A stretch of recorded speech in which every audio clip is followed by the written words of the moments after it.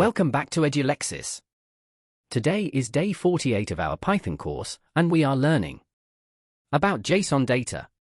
JSON stands for JavaScript Object Notation. It is a highly popular, lightweight format used everywhere to transfer and store data across the web. Don't let the name scare you, it works beautifully with Python and looks just like a Python dictionary. Today, we will master how to read and write JSON data simply and easily. Let's look at how JSON compares to Python structures. A JSON object looks almost identical to a Python dictionary. It contains key-value pairs separated by commas. However, there is a catch: JSON is strictly text-based. In JSON, strings must always use double quotes, while Python allows single quotes. Understanding this subtle difference is your first step to working with APIs and web configurations effortlessly. To handle JSON data, Python provides a built-in module called JSON. You do not need to install anything extra. To bring it into your script, simply type import JSON at the very top of your file. This single module gives us all the essential functions we need for translation, specifically parsing text into Python variables and converting Python variables back into text. Let's learn our first major operation, parsing. In programming, parsing means analyzing text and converting it into a structure the computer can interact with. For JSON, parsing means converting a raw string received from a web server or file into a native Python dictionary. Python provides a very straightforward function called json.loads to do exactly this. Let's see it in action. Here we define a variable, a user_JSON, which holds a valid JSON text string wrapped in single quotes. Notice the inner double quotes. Now, we used data equals json.loads, user_JSON. The json.loads stands for string. When we print the type of data, Python clearly confirms it is now a standard dictionary. Now that our JSON string is successfully converted into a normal Python dictionary, we can pull out individual pieces of data using standard square brackets. By writing data square brackets name, we get the value of Bob. This is exactly how we fetch live dynamic profiles, scores, or settings inside any modern application. Now let's look at the reverse process, which is called serialization. Serialization is taking a live Python object, like a dictionary or list, and transforming it into a plain text string. Why do we do this? Because internet routers and database storage systems cannot save active Python memory. They require flat, simple text formats to safely transmit data.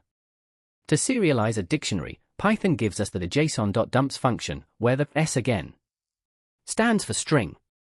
We pass our dictionary my_dict into the json.dumps. The output is a single clean string. Notice how Python automatically wraps all strings in double quotes inside the output to strictly conform to standard JSON rules.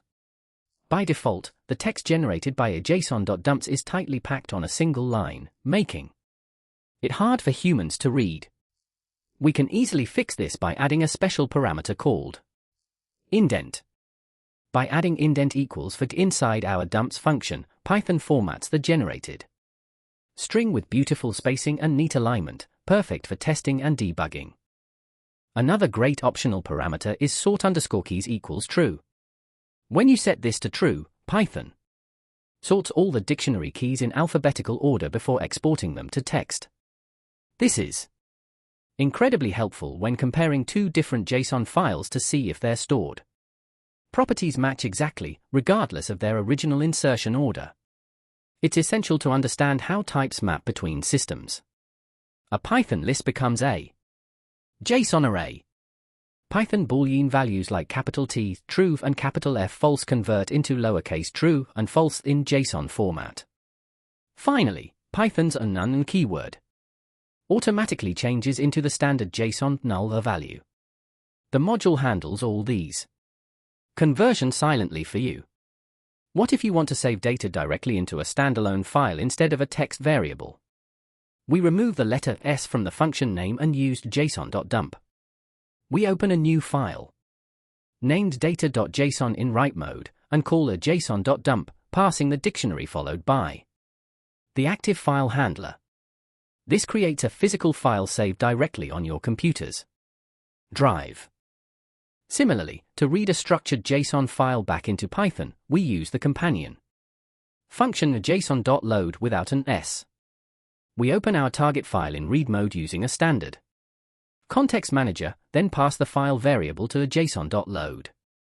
Python extracts the raw text and automatically builds a native dictionary for immediate use in your code. Let's talk about common errors you might face. The most frequent issue is a JSON decode error. This happens when your input string isn't structured properly, such as forgetting double quotes around keys or leaving trailing commas. Always ensure your JSON strings follow rigid formatting rules before running them through your script. To recap, use loads and the dumps for strings, and use load and dumps for reading and writing files. For today's practice challenge, try creating a small configuration file for a game and reading it using Python. Thank you for learning with Edulexis. Don't forget to like this video, subscribe to the channel, and I will see you in day 49. Thank you for watching. Like if you learned something, share with your circle, and subscribe for more.